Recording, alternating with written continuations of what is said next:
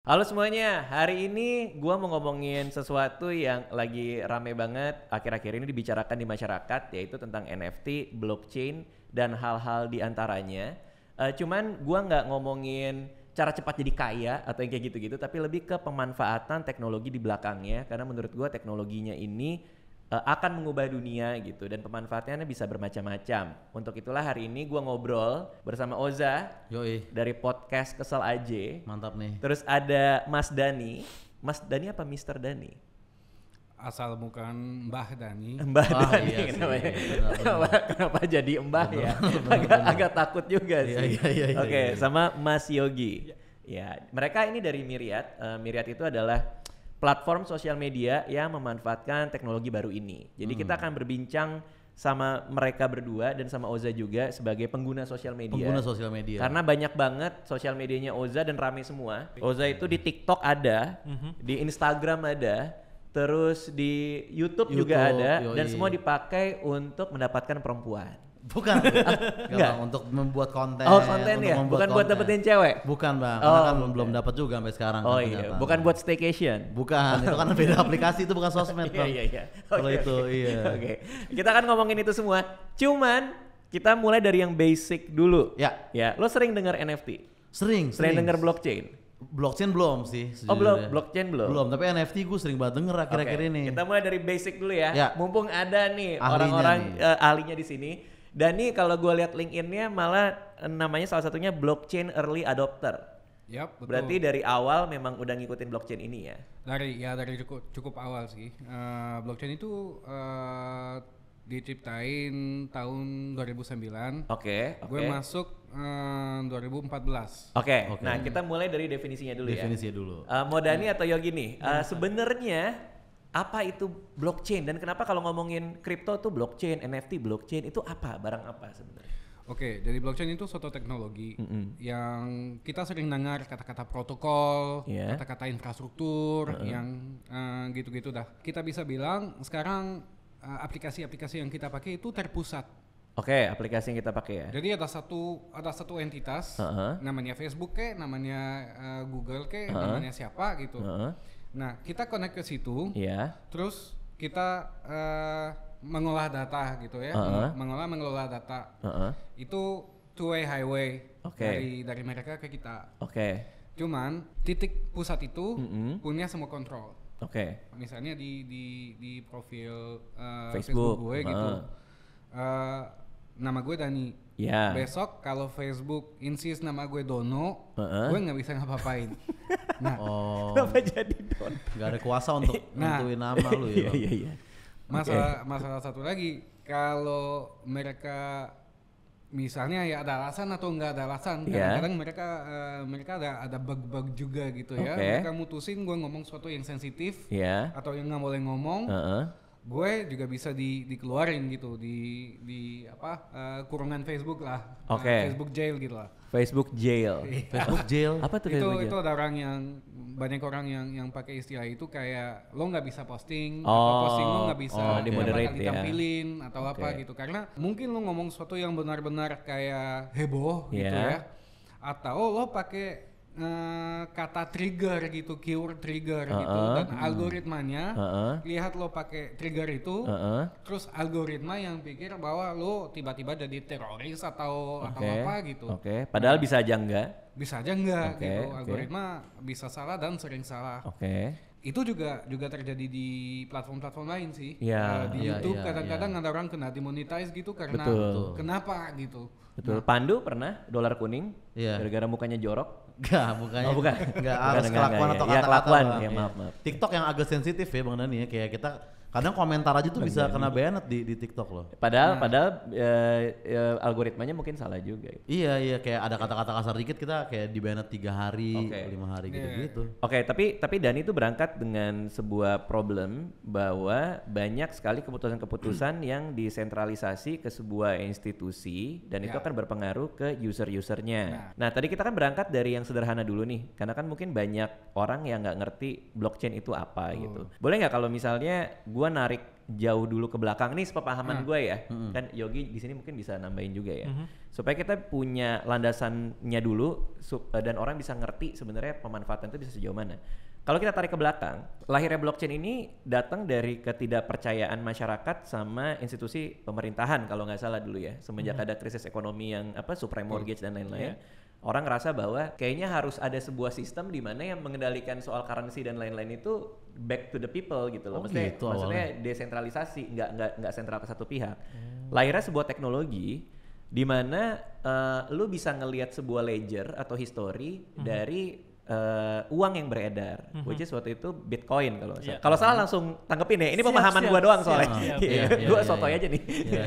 Jadi di blockchain itu adalah di mana lu ada transaksi masuk ke blockchain dan semua orang tuh saling ngejagain bahwa ini bener nih duitnya dari Oza ke Yogi itu memang ada dan tuh rame-rame saling ngejaga. Kalau dulu kan dilempar ke sentral kan. Kita dilempar ke pusat gitu. Betul. Nah, dari situ ada orang yang mikir, oke, sekarang kita bisa verifikasi transaksi keuangan yang itu cuma angka-angka gitu, ledger gitu ya. Tapi dengan proses ini kita menciptakan suatu visi untuk pengelolaan data di mana data digital hampir bisa dianggap fisik. Betul. Jadi kalau data digital harusnya selalu bisa direplikasi. Betul, gampang tuh, gampang diimitasi. Gue kirim lo PDF. Ya. PDF ada di desktop gue. Ya. Abis itu ada di outbox gue. Ya. Terus abis itu ada di inbox lo. Ya. Terus abis itu ada di desktop lo. Ya. 4 versi. 4 versi. Nah, 4 versi. Ada satu yang berubah, lo nggak bakal tahu. Oke. Nah, kalau transfer uang. Ya. Kalau di Indonesia sih komoditas. Iya, kalau di Indonesia itu nggak boleh jadi alat transaksi ya si kripto ini. Nggak boleh jadi alat pembayaran. Karena di Indonesia kita bayar pakai rupiah. Betul. Which makes sense. Tapi banyak yang punya kripto sebagai aset. Kalau itu kan di Bapepti boleh tuh. Oke. Ini gue terusin dikit ya. Jadi berangkat dari dan lahirnya Bitcoin tuh gara-gara itu, betul? Iya. Oke. Jadi ada satu sistem di mana orang bisa verifikasi bersama-sama dan dibikin insentif supaya orang bisa verifikasi melalui sistem mining. Salah satunya. Oke. Terus ada orang yang berpendapat bahwa kalau misalnya currency itu kita bisa verify sama-sama kepemilikannya di mana, gimana kalau untuk barang yang lain? Which is lahirlah NFT, betul? Iya. Jadi kayak misalnya kalau lukisan gue kasih ke Oza, itu ditaruh di blockchain, orang sama-sama bisa lihat lukisannya di Oza, berarti kita otomatis membuat sebuah kepemilikan atas barang digital yang dulunya nggak bisa, seperti kata Dani kan? Iya. Dulu kan nggak bisa. Karena dimulai NFT itu berupa arts kan, yang paling gampang didigitalin kan arts kan. Betul. Tapi padahal sebenarnya banyak lagi pemanfaatan di belakangnya. Betul. Gitu. Nah, kita berangkat dari art dulu nih. Gua ngasih ke Oza terima lukisan, dimasukin ke blockchain. Sekarang kita menciptakan sebuah sistem kepemilikan atas barang yang tadinya susah dibuktikan kepemilikannya siapa, betul dong? Dan ini kan life changing banget nih, gitu, world changing banget, karena sekarang semua barang digital itu bisa dibilang bahwa ini punya gua, buktinya mana, ada di blockchain. Betul kan? Oke, nah dari situ nanti kita akan nyambung ke Myriad, karena dari pemanfaatan teknologi blockchain di mana orang bisa sama-sama lihat, itu coba diaplikasikan oleh Myriad. Salah satunya adalah sistem moderasi tadi, betul? Jadi kalau sistem moderasi itu nggak lewat NFT. Oke. Sistem moderasi di Myriad itu ada beberapa tingkat. Ada satu tingkat yang pada level hosting. Jadi si Myriad itu di situ kita coba replikasi model internet di awal gitu. Internet itu jarang bisa semua down kan. Kalau down itu dari sisi ISP atau dari sisi misalnya Google is down gitu. Jadi kita anggap internet is down gitu. Tapi sebagai network, sebagai jaringan itu sangat-sangat tangguh sebenarnya. Jadi ada sebagian dari jaringan yang down, sebagian lain tetap hidup gitu. Karena kita bisa ngomong gitu, petanya jalannya, tolnya, jalan tikusnya segala macam gitu banyak gitu. Nah, ini kenapa kita ngomong web, karena ada cabang-cabang di mana-mana dari komputer ke komputer.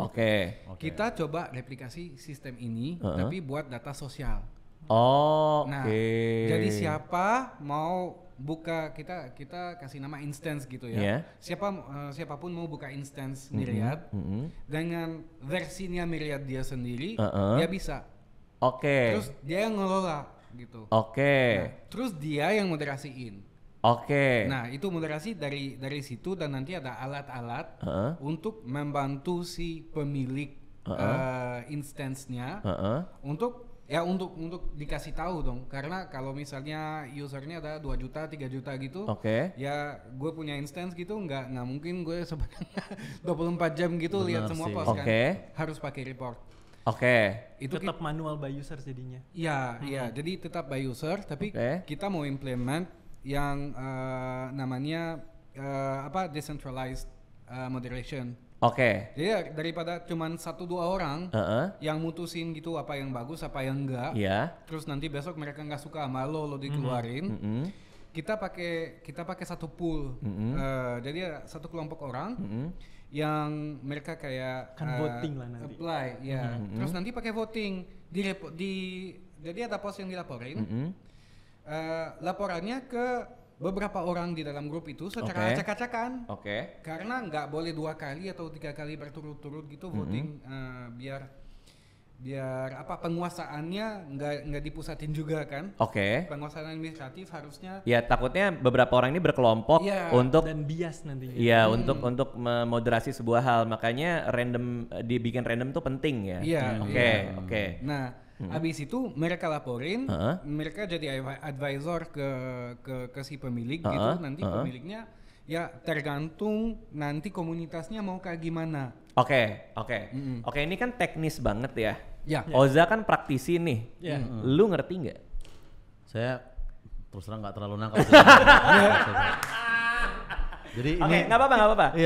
Kita berangkat balik ke NFT tadi lagi kali. Mungkin pemanfaatan di Myriad gitu kan. Misalnya contoh mungkin Bang Oza nih punya kata-kata Jaksel gitu kan.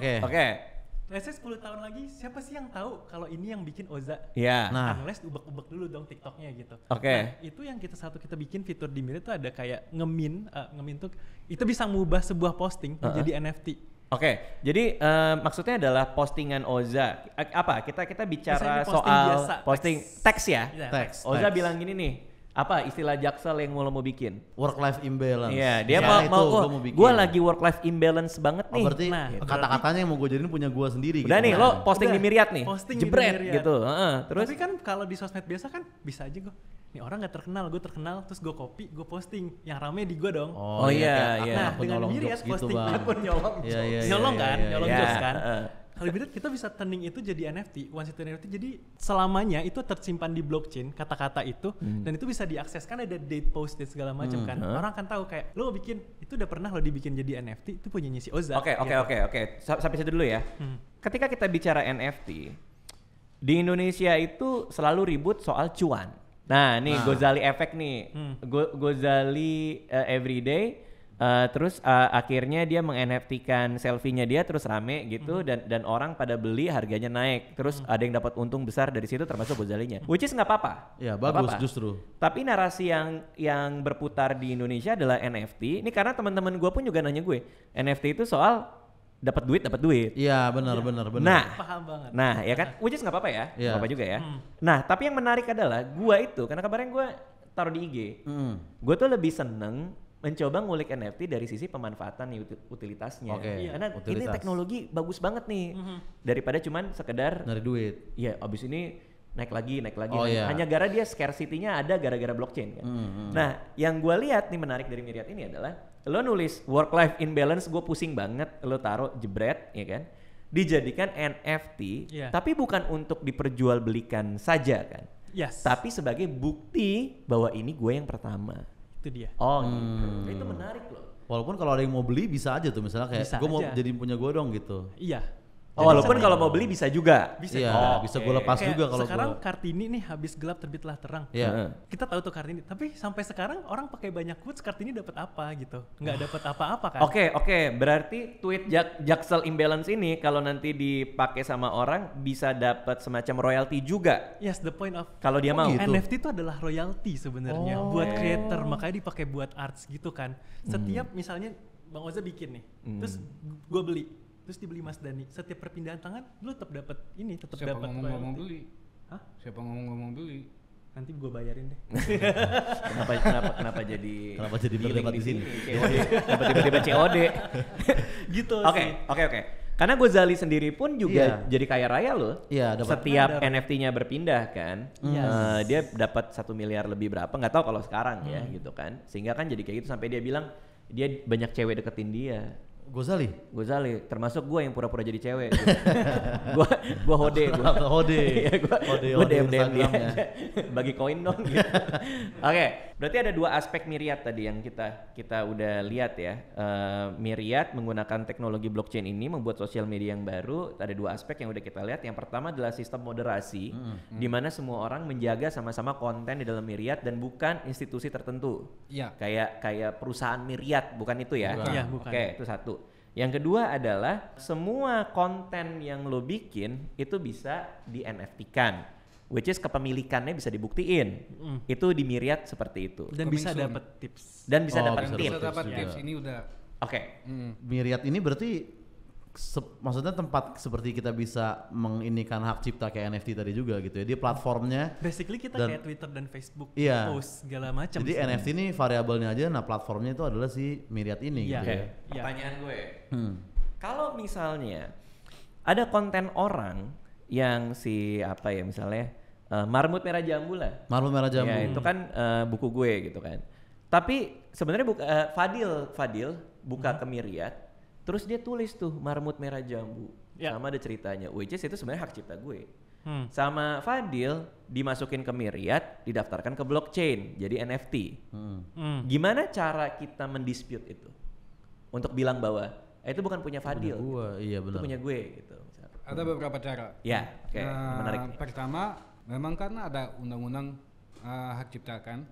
Nah, yang aku udah ngomong. Kalau lo jadi memiliki satu node, itu tanggung jawab lo untuk patuh sama undang-undang yang berlaku di mana lo hosting gitu ya. Oke. Nah, sorry ini kita mundur dikit ya. Jadi emang Myriad itu hostingnya di mana tergantung undang-undangnya. Which is itu konten juga harus tunduk sama undang-undang termasuk hak cipta ya. Ya harus. Oke. Jadi kita nggak mau bikin satu jaringan gitu di atas hukum gitu, lebih tinggi, lebih agung dari hukum gitu. Kita cuman mau pastiin bahwa komunitas itu yang bisa jagain diri sendiri. Nah, idealnya itu. Nah, di situ kalau ada hal-hal kayak masalah hak cipta gitu, ya bisa dilapor juga. Jadi gue sebagai pemilik hak cipta itu, gue bisa lapor ke pemilik instance-nya, siapa yang jadi Myriad A dimiliki Mas Radit, Myriad B yang dimiliki Yogi, Myriad C yang dimiliki gue, misalnya ada di gue gitu. Myriad C itu dan ini kayaknya infringement gitu. Bermasalah ada beberapa nih. orang yang juga ikut lapor gitu. Nah, lo lihat, gue udah verifikasi sosial media gue di Twitter di sini, gue udah verifikasi akun Reddit gue di sini. Terus buat verifikasi kita juga mau nambah gitu YouTube segala macam gitu. Pokoknya ini gue ada bukti bahwa ini konten gue gitu. Dibuktikan nih. Nah, lalu jadi posting si itu lu bisa copot dari frontendnya enggak? Ya udah dicopot lah. Nah, tapi itu harusnya nggak sampai segitu. Karena kita provide sebenarnya kita menyediakan beberapa tipe tindakan sebagai pencegahan gitu. Jadi misal gue punya akun Twitter, gue punya akun Reddit, terus nanti mau buat YouTube, mau buat apa, mau sampai Facebook, sampai kemana gitu, website juga gitu. Itu bisa diklaim. Jadi ada lo di Myriad punya identitas berupa kode namanya public key, gitu. Cuman lo yang punya. Nah, abis itu lo bisa nge-tweet public key lo, atau di YouTube kan bisa ada message juga gitu. Terus lu kasih tahu alamat tweetnya atau message-nya gitu ke Myriad. Jadi Myriad lihat gitu, ini dia kontrol, dia bisa akses sosmed ini, dia publikinnya di sosmed ini berarti dia dong. Berarti benaran dia dong, karena kan dia punya akses. Jadi kayak profil Bang Radit di Myriad tuh nanti bisa terlink dengan Twitter, Facebook, Instagram segala macam. Ya. Itu bisa connect kan karena punya akses ke Twitter segala macam gitu. Berarti adalah kalau misalnya gua punya akun di Myriad dan sudah gue connect ke Twitter dan yang lain, gue nge-tweet bisa otomatis dimasukin ke Myriad. Bisa. Sehingga secara proses verifikasi pun juga lebih mudah dong. Iya. I see. Manual sih sekarang masih manual, kita pilih yang kita mau bawa ke Myriad. Biar nggak spammy juga gitu ya. Oke. Nah itu sebenarnya kita kan kalau kita bahas masa depan medsos, itu ada beberapa aspek. Aspek identitas, aspek yang ngomong-ngomong sih inventory, ada apa di ransel lo gitu, dan aspek pengelolaan data dan transaksi. Gue sama teman-teman gue, sama partner gue ciptain Myriad karena dalam bahasa Inggris kita ngomong I put my money where my mouth is gitu. Gue benar-benar percaya bahwa masa depan medsos itu adalah lu punya identitas, identitas lo, identitas apapun, identitas yang lo bangun sendiri, yang lo bikin sendiri, branding lo gimana gitu. Persona nih ya, kita ngomongin persona ya. Persona, betul. Lo mau masukin nomor KTP lo, sama data-data medis lo, sama apapun lo, yang lo mau expose semua dari hidup lo, terserah lo gitu. Itu nggak begitu pintar juga, nggak terlalu pintar juga, tapi kalau lo mau oke lah. Lo mau bikin persona yang 100% palsu, berbeda, palsu. Cuman lo pakai buat lucu-lucu, lo pakai buat interaksi dalam satu komunitas yang misalnya lo nggak mau maju terlalu serius atau yang gimana gitu. Nah, identitas itu harus jadi pusat data-data lo. Data-data lo itu harus jadi yang gue ngomong semi fisik, yang nggak bisa ada di dua tempat dalam waktu yang bersamaan. Itu dua. Ketiga, transaksi lo, berarti lo bayar berapa, lo minta royalties berapa, pokoknya aturan-aturan kontrak-kontrak gitu, itu harusnya dilakukan secara algoritmik. Berarti ada program yang lo masukin, kalau gue jual ini lo dapat berapa persen. Nah, lo pakai tanda tangan digital itu, habis itu lo sebagai user yang mengendalikan semua yang lo lakukan online. Habis itu lo mau jual lo mau simpan lo mau nutup, lo mau buka, lo mau gimana, asal lo tahu kalau lo upload ke blockchain itu nggak bisa diubah. Jadi sekali lo upload, lo nggak bisa narik. Lo bisa narik dari front end-nya, dari apps yang tunjukin konten blockchain, lo bisa narik, tapi di blockchain sendiri nggak bisa. Nah, asal lo tahu itu, lo harusnya bisa bebas. Nah, identitas personal lo bisa bebas.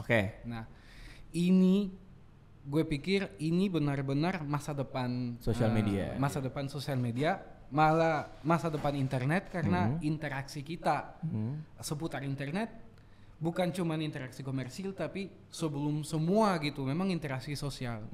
Dan kita juga bisa diskusi gitu, apa memang user experience itu interaksi sosial by proxy, melalui interface, melalui melalui gini. Nah, makanya kita bikin Myriad untuk contohin dan untuk pelopor. Kita mau jadi pelopor untuk sistem-sistem kayak gini. Nah, tapi ada satu hal, kalau lo masuk dunia medsos, tapi baru lo masuk, lo dibikin diam. Dibikin apa? Dibikin diam gitu. Nah, nggak bakal sistem ini berkembang. Nah, makanya kita ambil federasi, gimana semua orang harusnya bisa dapat komunitas sendiri, gitu. Semua orang harusnya sama kayak di dunia nyata, gitu. Semua orang harusnya dapat jodohnya. Kecuali lo ya. Nah, dia kan main cewek. Dari kemarin tuh nggak dapat. Ini pemahaman gue dulu ya, dengan bahasa yang mungkin lebih sederhana ya, karena Karena blockchain, NFT dan kawan-kawan nih intimidating banget buat banyak orang. Iya, kayak terkesan rumit banget buat yang ini. Apalagi gitu. dengan penjelasan teknis tadi kan, ini apa gue nggak bisa bayangin gitu. Tapi yang coba gue simpulkan adalah gini, masa depan sosial media adalah di mana Oza Rangkuti itu bisa bikin satu identitas yang sangat berbeda dan asli hanya punya dia, ya kan?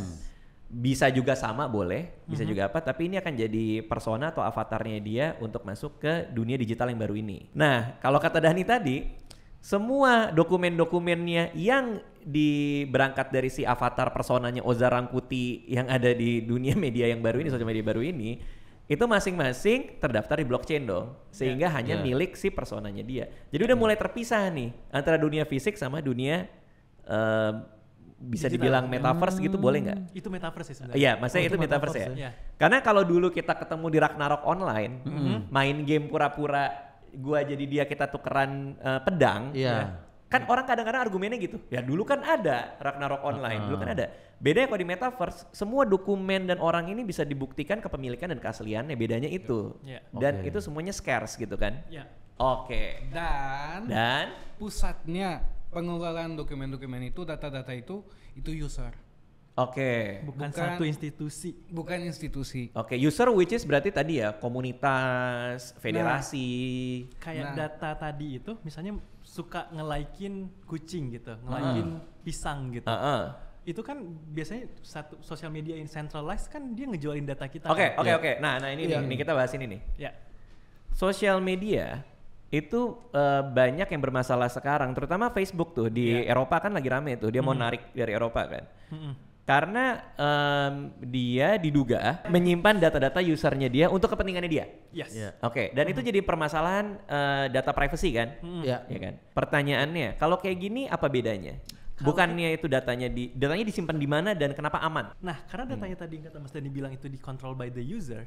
Jadi data itu misalnya penyebar Radit yang megang, kita nggak megang secara platform gitu.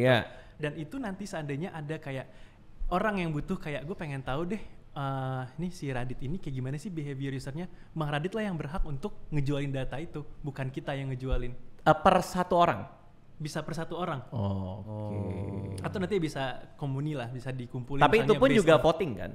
Gue mau itu jual. Lihat sendiri. Nanti kita bakal ada kayak semacam ads gitu. Misalnya mau dijual kayak behavior gue nih cocok nih buat kayak gini misalnya. Jadi ya terserah user, atau dia mau keep, dia mau buang, atau dia mau monetize, terserah dia. Nah, sebenarnya sih ada dua tipe data. Ada data yang lo mau simpan, dan ada data yang lo nggak peduli. Kayak lu foto-foto kayak lu selfie kan, gue nggak tahu lo ya, tapi gara-gara muka gue selfie gue harus 11 kali gitu sebelum dapat yang lumayan yang gitu, bagus ya. Nah kali pertama sampai kali 10 gue buang. Nah sama kayak postingan gue di medsos gitu. Ya 9 kali atau 10 gue nyampah. Itu nggak penting. Tapi pada suatu saat gue mau ngomong sesuatu yang gue mau nyimpan gitu. I said it first gitu loh. Nah, itu gue masukin ke blockchain. Pada suatu hari gue bakal bikin persona, gue bakal seriusin tuh persona itu. Nah karena mungkin bakal jadi business model gue atau brand image atau gimana gitu. Ini gue masukin ke blockchain. Tapi nggak semua otomatis masuk ke blockchain juga. Jadi memang sampai sekarang gitu kalau kita masukin sesuatu ke blockchain, kita memang memutuskan untuk masukin data-data itu. Kayak save atau save as gitu. Biasanya kan kita yang mutusin. Terus habis itu mati lampu, terus habis itu korup gitu. Korup filenya. Nah, jadi kalau kita nggak mutusin untuk ngupload sesuatu di blockchain, nggak bakal bisa godok data itu karena nggak ada. Nah, 1, 2, memang semua website, semua aplikasi apa gitu ya butuh data pengguna. Karena secara teknis butuh gue kasih tahu pada aplikasi gue siapa. history, misalnya history browser gitu. Ya browser harus tahu gue sempat kemana gitu kalau gue mau lihat fungsi history gitu. Browser harus tahu, nyokap nggak usah. Iya. Terus pasangan juga. Nah, hal-hal seperti itu juga misalnya kalau di beberapa website gue lebih sering klik kemana. Kadang-kadang sampai tracking mata gitu sampai kemana. Itu untuk betulin aplikasinya. Jadi itu bukan data pribadi, itu data-data yang anonim gitu, nggak ada nama lo, nggak ada apa gitu, cuman 90% dari user kita suka warna ungu, jadi kita unguin semua gitu, misal gitu. Nah, ini harus ada. Dan ini kalau dibagi, menurut gue ya, kalau dibagi ya siapa peduli gitu. Nah, yang penting itu data-data yang kita milih untuk di-upload ke blockchain. Dan kalau mau diverifikasi, dan itu bukan cuma buat Myriad ya. Lo mau tahu data lo diapain, lo pakai app mana, mending lo pakai app open source. Jadi kita open source, karena kita juga percaya komunitas open source dan cara open source, jadi codingannya gitu bisa dicek sama semua orang sih sekarang. Bisa gitu. dicek sama semua orang. Atau dimodifikasi. Atau dimodify. Setiap perubahan kita orang akan bisa cek validasinya sih. Jadi kita nggak ada yang kita hide segala macam, kayak kita omongin kita open segala macam ya. Silakan lihat code kita aja gitu. Wow, ini gila ya. Ini masa depan. Masa depannya jauh banget ya. Karena tadi dulu itu gue masih ingat gue ke warnet. Terus kerjanya cuma baca artikel-artikel doang. Waktu itu gue suka ini mitologi Yunani. Waduh, itu zaman gue SD tuh. Baca cerita-cerita mitologi Yunani tuh. Datang ke warnet gitu. SMP baru ada warnet tuh, SMP. Lalu tiba-tiba berubah nih, di mana user bisa nulis dan berinteraksi sama yang nulis, di page itu, gitu. Kalau dulu kan cuma satu arah, terus tiba-tiba web dan internet tuh jadi dua arah. Which is itu namanya Web 2.0 itu di situ. Itu Web 2.0 ya. Nah orang-orang rame-rame bicara Web 3, which is salah satu teknologinya dipakai sama Myriad gitu. Tapi by definition itu apa Web 3 itu sebenarnya? Web 3 itu di mana lo jadi lo secara persisten. Which is tadi. Jadi nggak ada lagi entitas yang ngomong lo adalah A, lo adalah B. Nggak ada lagi akun-akun yang bersebaran di mana-mana gitu. Asal lo dapat frontend yang kompatibel, identitas lo sama inventory lo bawa otomatis. Nah, gue pengen bahas tuh ya soal kripto. Soalnya kripto itu sesuatu yang kita juga bawa-bawa kan. Lo punya dompet. Kita memang namanya wallet gitu ya kalau lo pakai kripto. Dan itu sama kayak dompet beneran gitu. Kalau lo keluarin kripto dari dompet lo taruh ke dompet orang gitu, nggak ada lagi di sini. Itu bukan duplikasi, bukan replikasi, bukan apa, transaksi benar-benar kayak gitu. Nah, itu mungkin agak sedikit filosofis ya. Oke. Nah ini Oza suka nih. Gue sempat ngobrol sama teman gitu ya. Terus dia ngomong ya terus kalau ekonomi sedunia gitu ya, menurut lo kalau ekonomi sedunia itu anjlok gitu, ambruk semua, apa yang masih akan mempunyai nilai gitu. Terus ngomong ya terserah, karena kan duit itu sebenarnya persetujuan. Kita sebagai masyarakat setuju bahwa duit punya nilai. Betul. Di mana duit itu diterima berarti ada nilai. Nah, terus gue pikir ini nanti kita bareng-bareng gitu ya, tumbuhin misalnya tebu. Iya, tebu manis. Tebu manis. Oh ya, Karena tebu asin nggak enak. Ada ya? Iya itu. Iya, Fadil sering coba sih tebu asin. Besok gue mau trading sama misalnya tomat gitu. Tapi yang bisa kasih gue tomat nggak butuh tebu. Iya, mau barter nih. Mau barter. Banyak orang ngomong itu memang asal usul mata uang kan, harus ada representasi nilai tebu gitu. Iya. Tapi gue mikir yang terjadi sebenarnya itu gue nggak bakal kasih dia batu atau emas atau apa. Gue akan kasih dia representasi nilai tubuh gue. Token tubuh yang besok kalau dia kenal orang yang pengen tubuh, dia bisa tukar. Jadi tapi hanya token tebu aja? Hanya token tebu aja. Oke, satu token ini merepresentasikan tebu. Dia nggak usah bawa tebunya, tapi di-represent sama tokennya. Oke, lalu? Berarti besok si yang punya tomat itu. Nah, dia ngomong, oke, gue mau kasih lo tomat, tapi gimana gitu.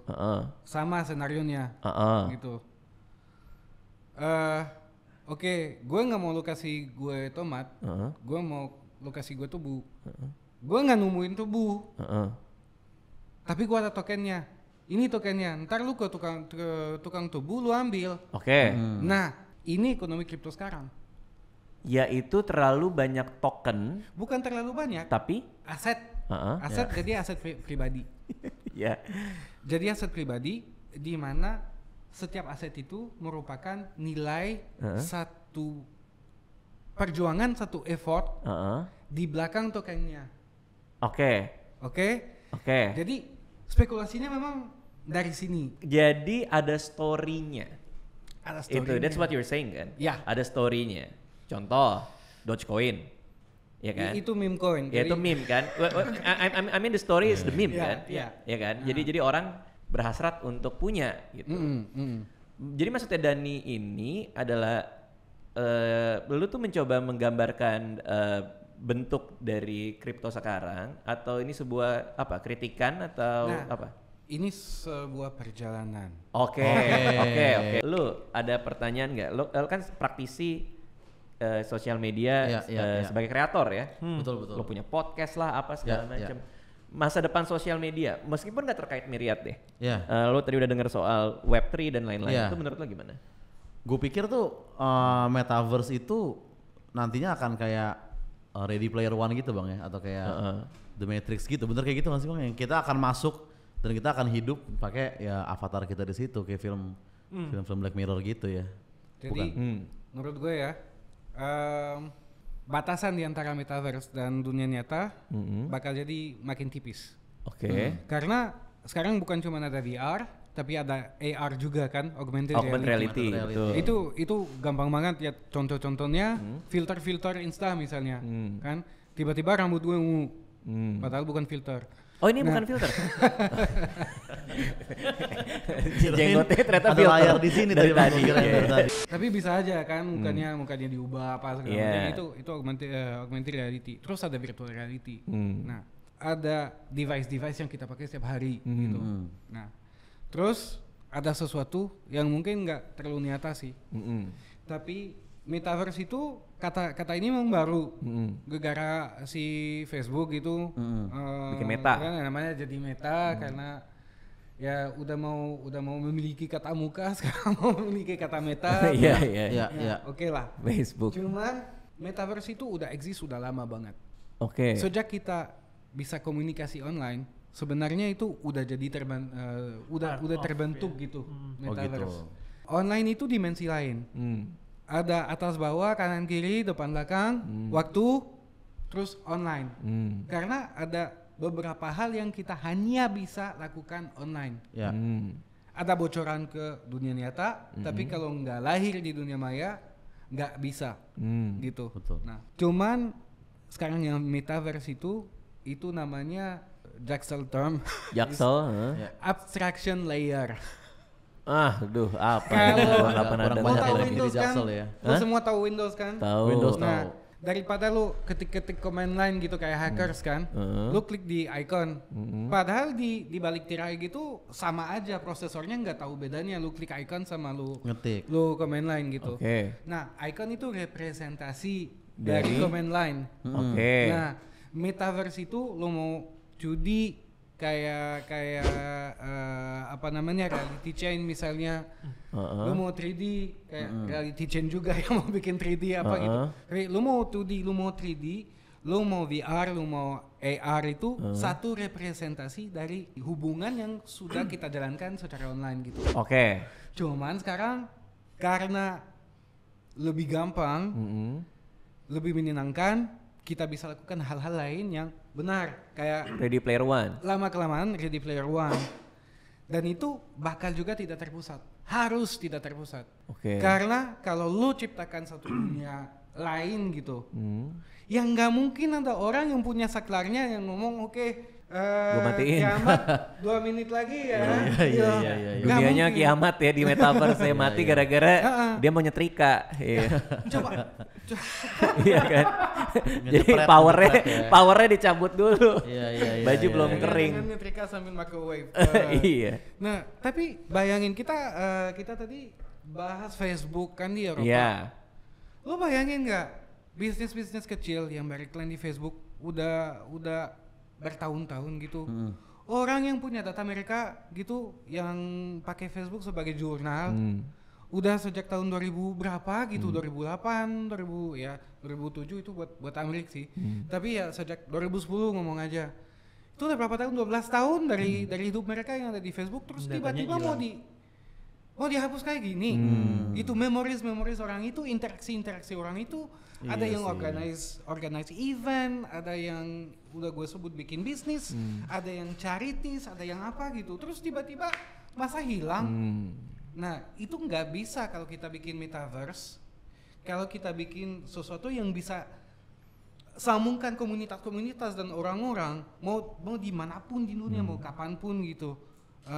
Time zone nggak penting, lokasi juga nggak penting. Masa kita minta orang untuk investasi waktu gitu dan persona dan energi buat cuman kalau suatu hari gitu gue ngambek, gue nggak mau lagi sama lo gitu. Ini perjuangan lo flash gitu, hilang. Enggak lah. Makanya itu harus banget gitu, persisten.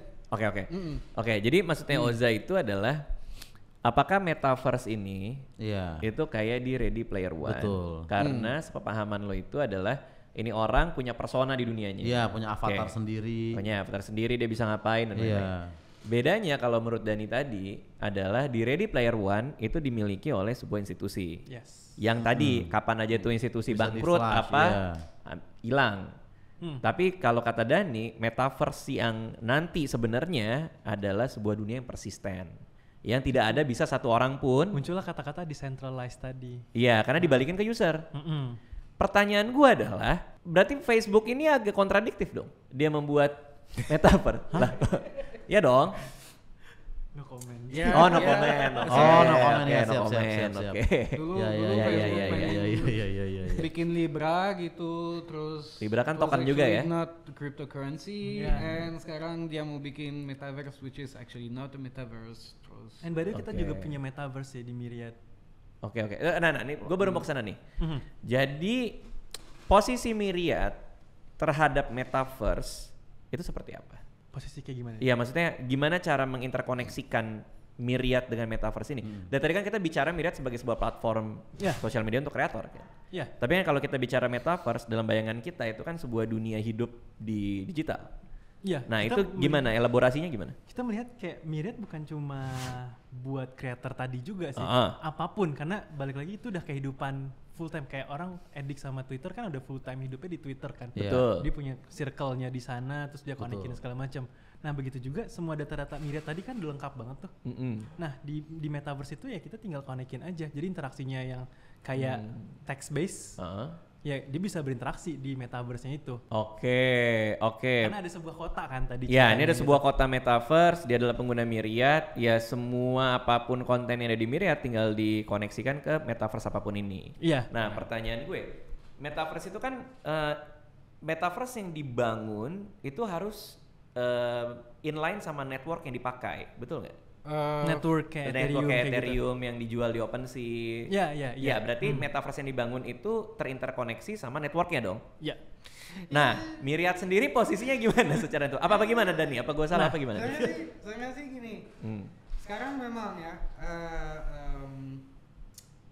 cross compatibility gitu ya. Compatibility kalau soal blockchain itu memang jadi bukan masalah sih, tapi kadang-kadang jadi agak susah. Betul. Lo pakai blockchain A, lo mau bridging ke blockchain B, lo mau tapi ini semakin ke sana semakin gampang. Jadi ada aplikasi-aplikasi namanya Bridge, ada dan Bridge itu semakin lama semakin secure, semakin fees-nya rendah dan segala macam gitu. Dan itu bagaimanapun untuk akses aplikasi, jadi itu kebalik. Oke. Gitu. Untuk akses aplikasinya udah ada, aplikasinya, tapi identitas lo pas lo connect itu tergantung lo pakai blockchain apa. Jadi kalau lo udah punya identitas di Ethereum, lo bisa milih identitas yang lo minting, yang lo upload dan melestarikan gitu di network Ethereum. Nah, betul. Kalau lo ada di NEAR, lo pakai identitasnya yang lo lestarikan di NEAR. Oke. Nah, ntar kalau identitas itu merupakan NFT, itu NFT-nya bisa di bridging. Ya udah lo suatu hari lo ngomong ya gue udah nggak mau Ethereum, fees-nya tinggi, networknya lambat. Kalau Vitalik dengar gue, dia pasti ngambek. Terus, nah, lo bisa pindah semua ke NEAR. Habis itu udah di bridge gitu identitas lo semuanya lo simpan di sisi NEAR gitu. Tapi nggak harus. Jadi kayak kalau nambahin, kalau ada kita punya kompetitor lain juga, tapi mereka ada yang base di Ethereum, mereka base di sini. Betul. Misalnya Bang Radit punya wallet Ethereum, terus Bang Oza nggak punya, kita kan harus bikin dulu dong kalau mau masuk. Nah di kita tuh kita nyebutnya kita tuh multi chain dan multi wallet. Jadi karena chainnya multiple, walletnya juga multiple. Ya any wallet yang kalian punya, selama kita support, sekarang kita support yang gede ya kayak MetaMask gitu, yang ada banyak network di bawahnya, terus kita ada base Polkadot juga, ada base on NEAR juga, ya bisa login gitu. Jadi kita nggak ngebatasin, lo mau punya wallet apa aja gitu bisa login langsung. Cuma perkembangannya kan memang dari walletnya ya. Cuma kalau tadi concern gue itu adalah berarti metaverse mana yang akan terkonek sama Myriad. Tapi tadi Denny udah ngejelasin di masa depan pun pergantian itu juga akan semakin mudah karena sekarang juga udah terlihat gitu ya kira-kira. Jadi ya nanti memang punya metaverse sendiri. Kita mau bikin dua dimensi, bukan 3D. Karena banyak hal, banyak alasan. Pertama itu lebih gampang buat kreator. Kalau mau bikin avatar, skin, terus perabotan aset-aset gitu ya. Terus bisa jalan di HP, terus lebih casual lah, nggak usah pakai VR, smellorama segala macam gitu. Access to semua device lah jadi. Filosofinya itu partner sama namanya Reality Chain. Dan filosofinya Reality Chain itu accessibility at all level gitu ya. Iya betul. Nah, gini ya, itu gue mau balik ke tukang tebu itu. Oke. Karena kita ada metaverse, kita ada social timeline gitu, terus nanti ada chat juga gitu. Itu keindahan Web3 sih sebenarnya. Aplikasi mau dari siapa? Gue sendiri yang launching 3 aplikasi atau kita bareng yang launching aplikasi masing-masing gitu. Secara hampir alami gitu, sifatnya kolaboratif. Karena kita akan launching di atas satu platform umum gitu. Jadi gue launching misalnya di atas NEAR atau di atas Polkadot atau di atas apa gitu. Kalau aplikasi kita jelek, nilainya aplikasi yang kita pakai untuk launching juga ikut jelek. Tapi sebaliknya juga. Jadi sebenarnya kita harus saling mendukung. Karena kita juga pakai token, misalnya Polkadot ya. Kalau kita di Polkadot, kita pakai DOT. Kita juga pakai DOT. Nah, terus user kita pakai token kita, tapi juga pakai DOT. Mungkin kita kasih reward DOT gitu. Jadi dalam meningkat value-nya DOT, kita juga meningkat value aplikasi teman-teman yang di satu platform. Bayangin kayak tukang tebu gitu, ada tukang pupuk, terus habis itu ada tukang hancurin tebunya, terus mereka semua punya jasa masing-masing gitu. Nah, di akhir ada gula kan? Iya, gula. Nilai gulanya sebenarnya representatif dari nilai supply chain-nya kan? Betul. Nah, jadi kalau gue misalnya sebagai tukang pupuk gitu, gue mau jadi jujur dan kasih pupuk yang bagus, biar nanti tubuhnya bagus, biar nanti gulanya bagus, biar nanti I get the economical return gitu. karena makin mahal gulanya, makin mahal gue bisa jual pupuk gue. Sebenarnya gitu. Nah, daripada pakai aset umum gitu, kita pakai aset kita masing-masing. Dan kalau gue beli aset tukang pupuk itu berarti gue dukung si tukang pupuk. Dan gue tahu dia bagus. Gitu. Dan besok kalau gue mau beli sepatu, sama token tukang pupuk gitu. Siapa tahu tukang sepatu punya halaman depan gitu, tapi dia nggak punya pun, dia akan tahu itu ada value. Dia akan tahu pasti ada seseorang yang bakal pengen token itu. Betul. Ditaruhlah di marketplace. Nah, tapi itu hanya akan jalan kalau pupuk lo bagus.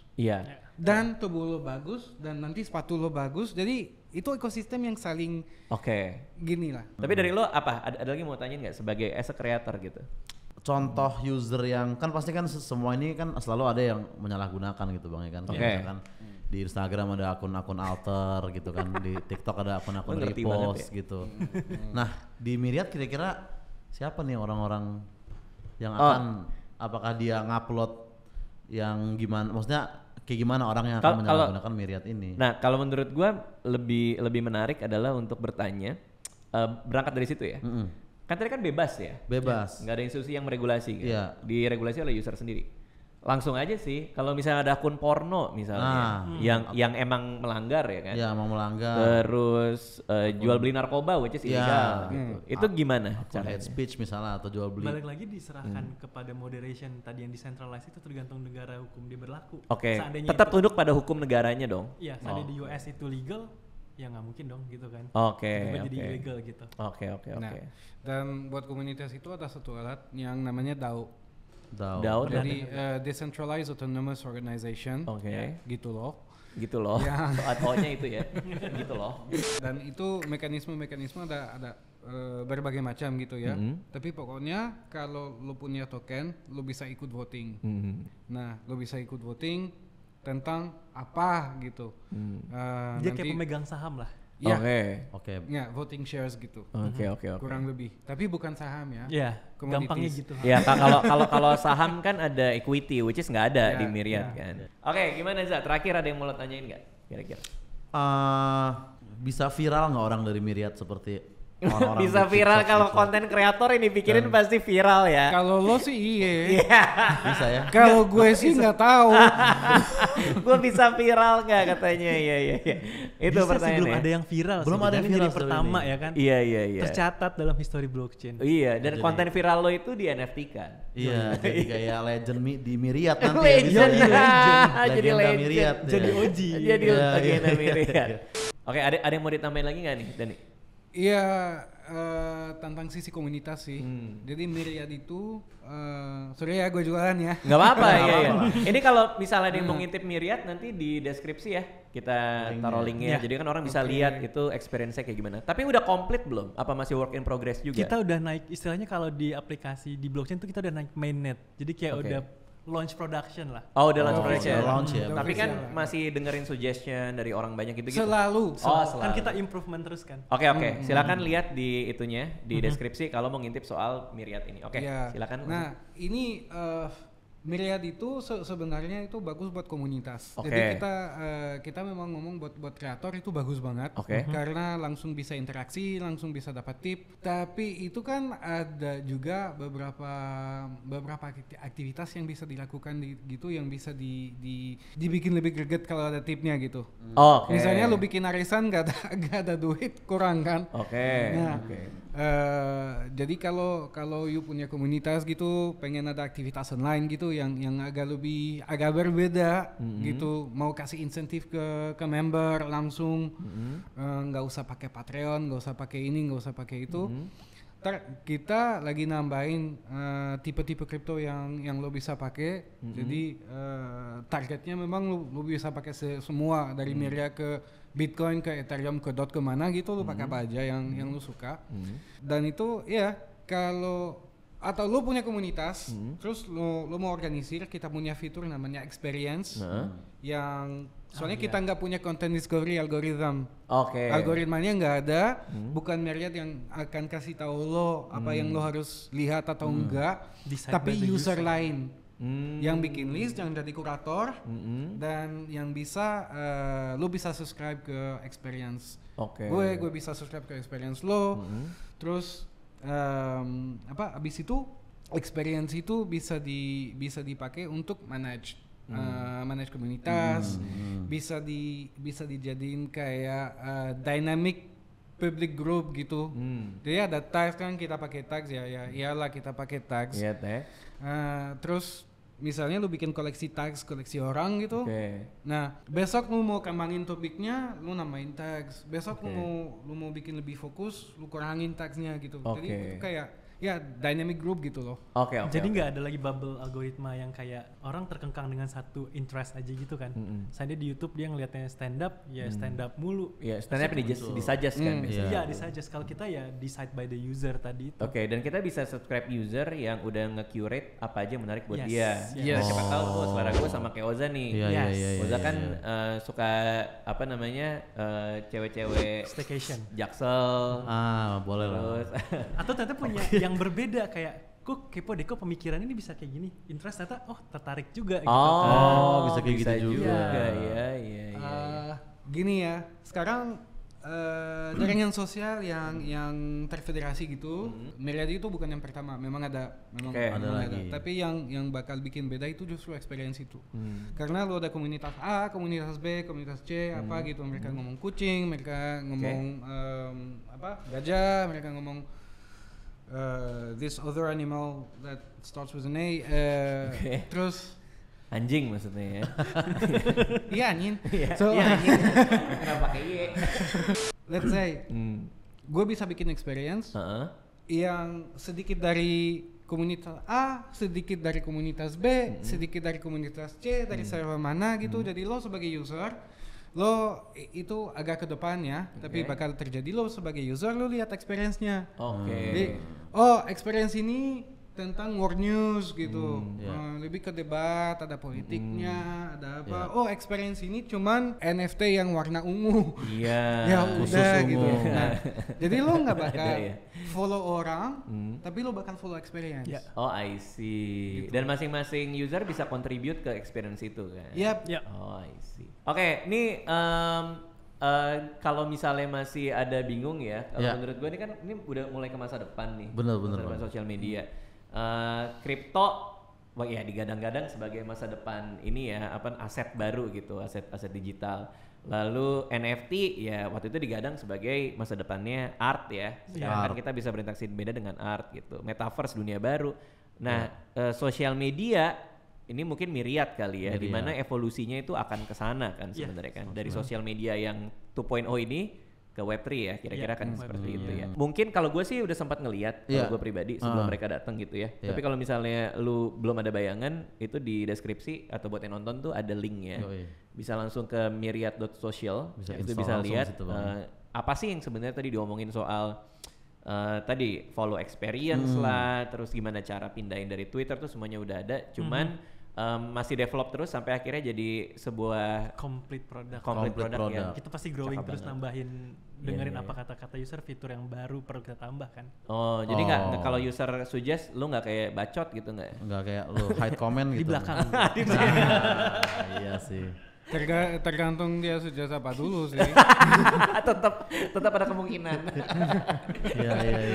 Oke, makasih semua yang udah nonton. Jangan lupa follow Oza juga di podcast Sesal AJ. Dan ini ada yang personal ininya, handlernya. Enggak apa langsung ke Myriad? Tapi satu klarifikasi apa tuh? Terakhir, dan itu penting sih. Apa tuh? NFT itu bukan cuma buat seni ya. Oke. Catatan NFT itu data digital apapun. Data digital apapun. Nah, bisa gambar, bisa suara, bisa apa, bisa gimana, atau bisa dokumen, atau bisa proses atau apa gitu. Itu cuma sampai tadi pagi ada yang resume di NFT-in. Oke. Boleh. Oke, boleh.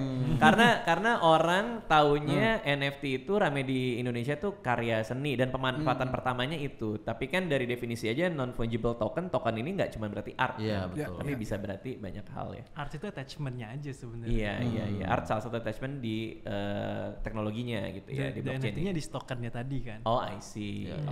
Oke, tapi ini lo handler lo apa di Instagram atau mau di Myriad? Handle gue itu Dani DANNY _ Myriad Sok. Oke. Ntar ada di deskripsi kali ya. Oke, boleh. Gue pikir tadi @Dani bule gokil. Ya apa? Kalau lu apa? Kalau mau lebih banyak yang ada Twitter mungkin last name gue agak susah, LOVINILTR. Ya kalau susah nggak usah. Nanti diketik aja udah. apa tadi? Apa? Kalau nggak lihat di Myriad banyak ada di di deskripsi. Iya, di deskripsi juga. Lo mau juga di deskripsi? Oke, terima kasih semua yang udah nonton ya. Thank you semuanya. Dadah.